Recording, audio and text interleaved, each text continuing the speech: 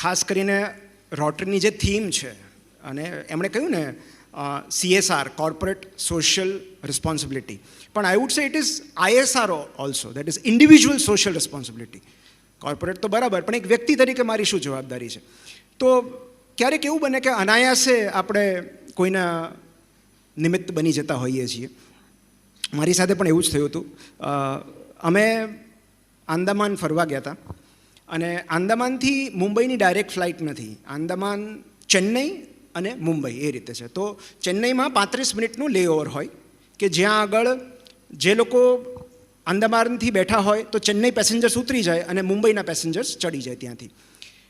તો એ રીતે અમે આંદામાનથી ચેન્નઈ જઈ રહ્યા હતા, અને જે કેપ્ટન હતા, પાયલટે ડિસેન્ટ માટેનું નોટિફિકેશન આપી દીધું કે હવે આપણે ડિસેન્ટ થઈ રહ્યા છે. પણ એઝ યુ નો કે ડિસેન્ટનું નોટિફિકેશન આવ્યા પછી પણ ડિસેન્ટ થતાં બીજી 20 મિનિટ લાગતી હોય છે. અને આ જે એમનું અનાઉન્સમેન્ટ થયું એના થોડા જ સમય પછી અમારી પાછલી રોમાંથી પાછળથી એક લેડીની ચીસ સંભળાઈ, એક મહિલાની ચીસ સંભળાઈ, અને અચાનક રડવાના અવાજો આવવા લાગ્યા. અમે બહુ આગળ બેઠા હતા, એટલે એક્ઝેક્ટલી પાછળ શું બન્યું એ અમને ખબર ન પડી. પણ જે રીતે કેબિન ક્રૂ દોડાદોડ કરવા માંડ્યા, અને જે રીતની ગભરાટ હતો એ રીતે અમને એવું લાગ્યું કે કંઈક ગંભીર છે. થોડા સમય પછી કેપ્ટને માઇક પર અનાઉન્સ કર્યું કે any doctor on the board, we need your help. એટલે હું મારી સીટ પર ઊભો થયો, અને એક એર હોસ્ટેસ એકદમ દોડતી દોડતી મારી પાસે આવી, સર પ્લીઝ ધીસ વે. એમ કરીને એ એર હોસ્ટેસ મને પાછળ એ રો પાસે લઈ ગઈ જ્યાં આગળથી રડવાના અવાજો આવતા હતા. મેં ત્યાં જઈને જોયું તો વિન્ડો સીટ અને આઇલની વચ્ચે એક પેસેન્જર બેઠા હતા જે રડી રહ્યા હતા, અને એમના રડવાનું કારણ એવું હતું કે એમની બાજુમાં 60 વર્ષની ઉંમરના એમના મમ્મી લગભગ બેભાન અવસ્થામાં પડેલા હતા. એમની આંખો અર્ધ ખુલ્લી હતી, આઈ બોલ્સ રોલ્ડ અપ હતા, મોઢું ખુલ્લું હતું, મોઢામાંથી ફીણ આવી રહ્યા હતા. અને મેં તાત્કાલિક એમની તપાસ શરૂ કરી, અને સાથે સાથે હું હિસ્ટ્રી લેતો ગયો એમની ડોટર પાસેથી. અને ત્યારે મને ખબર પડી કે she is a known case of epilepsy. તો એમને ફ્લાઇટમાં વાઈનો એટેક આવેલો, એપિલેપ્સીનો. એમનું શરીર એકદમ ઠંડુ પડી ગયેલું, પણ ફોર્ચ્યુનેટલી પલ્સ નોર્મલ હતા, પ્યુપિલરી રિફ્લેક્સીસ નોર્મલ હતા. એટલે મેં સૌથી પહેલાં એમની દીકરીને અને કેબિન ક્રૂને જાણ કરી દીધી કે શી ઇઝ અલાઇવ, તેઓ હજુ જીવિત છે. એ રાહતના સમાચાર મેં આપી દીધા. સમાચાર તો આપી દીધા, પણ પછી બહુ પ્રામાણિકતાથી કહું છું કે પછી શું કરવું એની મને ખબર નહોતી.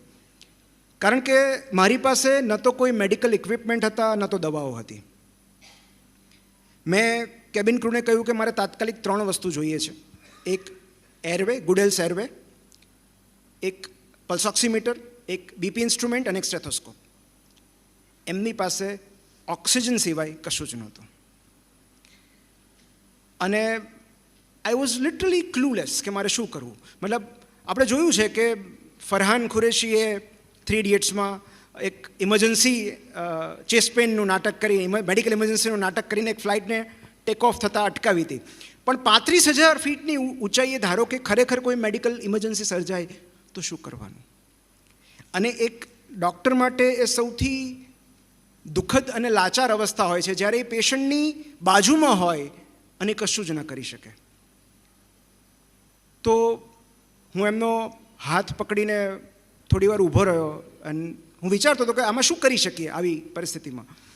કોઈ દવા નહીં, કોઈ સાધન નહીં, ઓક્સિજન લેવલ કઈ રીતે માપવું, બ્લડ પ્રેશર કઈ રીતે માપવું, શુગર કઈ રીતે ચેક કરવું. અને મેં એમને સંદેશો મોકલાવ્યો કેપ્ટનને કે આપણે ઇમરજન્સી લેન્ડિંગ કરવું પડશે. અને મને એવો મેસેજ મળ્યો કે anyway we are landing in 10 minutes. કે ચેન્નઈ આવે જ છે તો 10 મિનિટમાં તો આપણે ચેન્નઈમાં જ લેન્ડ કરીએ છીએ. તો એ 10 મિનિટ સુધી કશું જ કર્યા વગર હું માત્ર એ પેશન્ટના પલ્સ પકડીને ઊભો રહ્યો.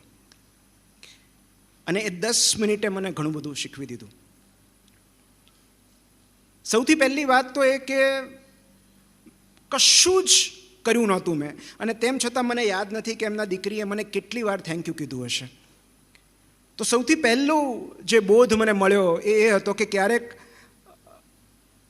આપણા એક્શન કરતાં ક્યારેક આપણી મૌન હાજરી જ કોઈકના માટે બહુ રાહત આપનારી હોય છે. બીજું કે 10 મિનિટ પછી જ્યારે ફ્લાઇટ લેન્ડ થઈ ત્યારે ગ્રાઉન્ડ લેવલ પર એમ્બ્યુલન્સ તૈયાર હતી, BLS એટલે બેઝિક લાઈફ સપોર્ટ સિસ્ટમના સાધનો તૈયાર હતા, ડૉક્ટર તૈયાર હતા, એવરીથિંગ વોઝ રેડી, કારણ કે ઓલરેડી અમે ઇન્ફોર્મ કરી દીધેલું. અને પેશન્ટને ઇમિડિયેટલી શિફ્ટ કરવામાં આવ્યું. એ ડૉક્ટરને હિસ્ટ્રી બ્રીફ કરીને હું મારી સીટ પર પાછો ફર્યો. થોડા સમય પછી મને ફોન પણ આવ્યો કે નાવ પેશન્ટ ઇઝ ફાઇન, હવે સ્ટેબલ છે. તો પછી ધીરે ધીરે પેશન્ટ રિકવર થયું. પણ એ બધું બન્યું પેલી 10 મિનિટ પછી. તો ક્યારેક ખરાબ સમયને પસાર થવા દેવા સિવાય આપણી પાસે બીજો કોઈ વિકલ્પ નથી હોતો. એ રાહતની ઘડી આવી, પણ એ 10 મિનિટ પછી આવી. અને એ 10 મિનિટને જેને હું સંપૂર્ણ નિષ્ક્રિય, નિરર્થક અને વેડફાઈ ગયેલી માનતો હતો, હકીકતમાં એ 10 મિનિટ એટલા માટે જરૂરી હતી કે ગ્રાઉન્ડ લેવલ પર આ પેશન્ટને રિસીવ કરવાની વ્યવસ્થિત તૈયારીઓ થઈ શકે.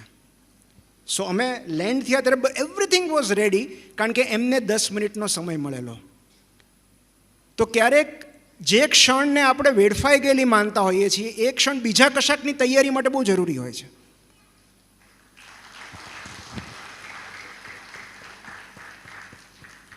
બીજો એક બોધ જે મને મળ્યો કે નિશસ્ત્ર હોવા છતાં પણ લડત હંમેશા શરૂ રાખવી.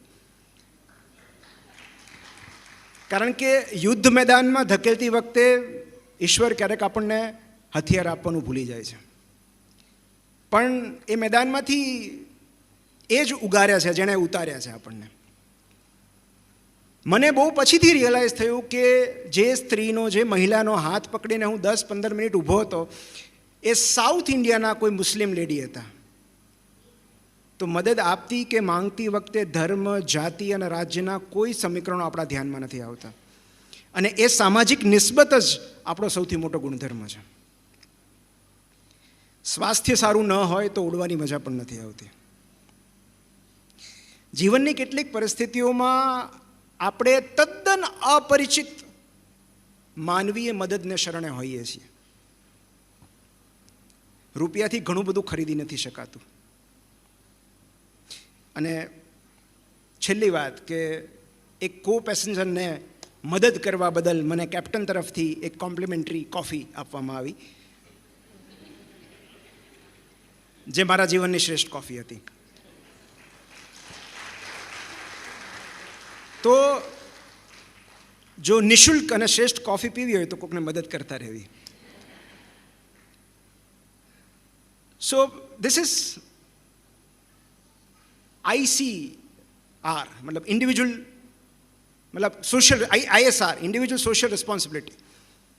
ત્યારે હું ત્યાં હતો તો એ મારી જવાબદારી હતી કે મારે પેશન્ટને મદદ કરવી જોઈએ. હું કેટલી કરી શક્યો મને નથી ખબર, પણ ક્યારેક ફક્ત આપણી મૌન હાજરી કોઈકને રાહત આપનારી હોય છે. બીજી એક બે વાત જે મારે કહેવી હતી, જે મેં એવું નક્કી કર્યું કે હું એવું જ કહીશ જે મારા અનુભવો છે.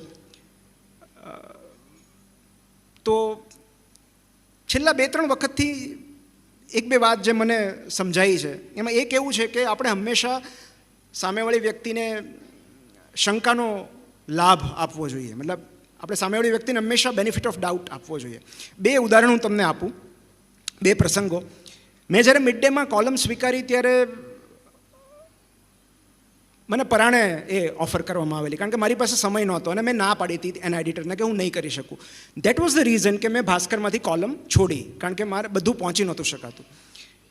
તો અને બીજું મને એવું રિયલાઇઝ થયું કે મારે લોકોનો, વાંચકોનો સમય ન બગાડવો જોઈએ. જે વાત કહેવા માટે 100 શબ્દો, 150 શબ્દો પર્યાપ્ત છે, એ વાતમાં 700 શબ્દો ખર્ચીને મારે મારો ને વાંચકનો સમય ન બગાડવો જોઈએ.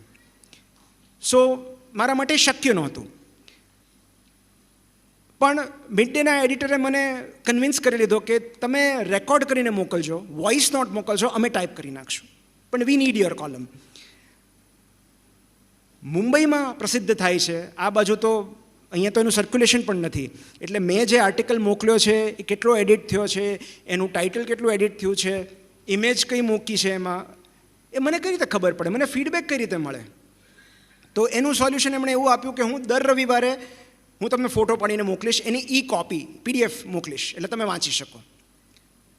મને મેં આ નિમંત્રણ સ્વીકાર્યું અને લિટરેચર લાઉન્જ કરીને કોલમ મેં શરૂ કરી. 1 રવિવાર 2 રવિવાર એમણે મને બહુ નિયમિતપણે PDF મોકલી મારા આર્ટિકલની. 3જા રવિવારે ન મોકલી, એટલે મને ન ગમ્યું. કીધું આ માણસ એના વચન પર ખરો નથી, એણે પ્રોમિસ આપ્યું હતું કે હું મોકલીશ. મેં એમને મેસેજ કર્યો કે પ્લીઝ સેન્ડ ધ PDF. ન આવી. બીજો રવિવાર એવો ગયો કે જ્યાં એમણે PDF ન મોકલી અને ખરેખર મને ગુસ્સો આવ્યો. પછી મેં એમને ફોન કર્યો અને મેં કહ્યું કે આઈ ડોન્ટ થિંક કે હું આ કોલમ કન્ટિન્યુ રાખી શકીશ, મને ફીડબેક નથી મળતા, મને ખબર નથી શું છપાય છે, સો આઈ એમ સોરી, પણ I would like to discontinue.